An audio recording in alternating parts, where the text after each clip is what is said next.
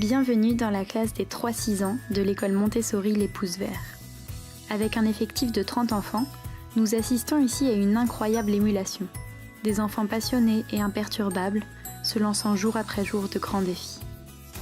Mais alors, que pouvons-nous mettre en place pour voir fleurir un tel enthousiasme ?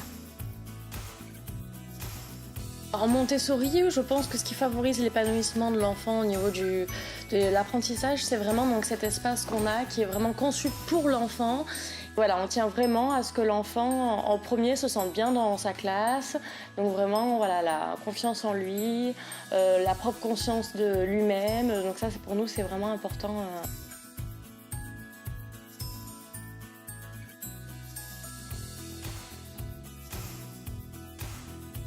En général, il y a toujours des petites tables individuelles qui sont disposées et des espaces au sol assez libres pour pouvoir permettre aux enfants de disposer les tapis et travailler dessus. Cet espace laissé libre permet également à l'enfant de circuler aisément dans la classe. L'enfant peut à tout moment, enfin doit même, être en mouvement. Avec le matériel Montessori, l'enfant est toujours soit avec un travail de la main, soit donc à se lever pour, admettons, s'il veut prendre la tour rose, aller à chaque fois chercher les 10 cubes, donc il fait des allers-retours. Donc voilà, le mouvement est vraiment très intéressant dans cette classe.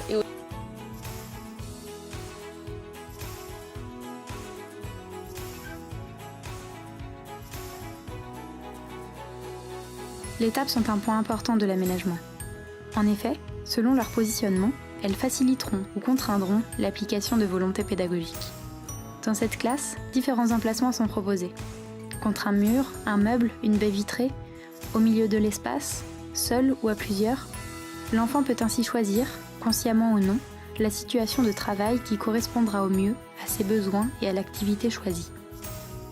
Donc les enfants à partir de 4 ans et demi, 5 ans, ils ont quand même cet intérêt qui commence à arriver de travailler avec l'autre. Et donc là, par eux-mêmes, on peut les voir parfois déplacer les tables et les mettre donc juste seulement 2 tables ou une table. Enfin, ça dépend selon leur envie et le nombre d'enfants qui veulent travailler ensemble.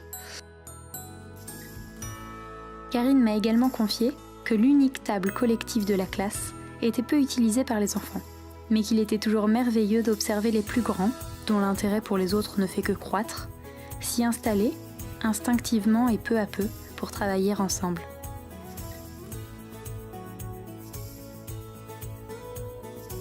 Aucune classe ne se ressemble.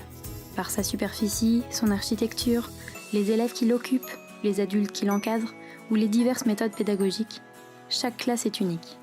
À chaque situation donc, son organisation de l'espace propre. C'est pour cela que l'aménagement est un cheminement fait d'ajustements permanents. Et parfois, effectivement, on essaye, donc on expérimente. Cette table, elle n'a pas été trop utilisée. Ou là, dans cette aire-là, par exemple, on a trouvé qu'il y avait beaucoup d'enfants, donc on peut effectivement le modifier.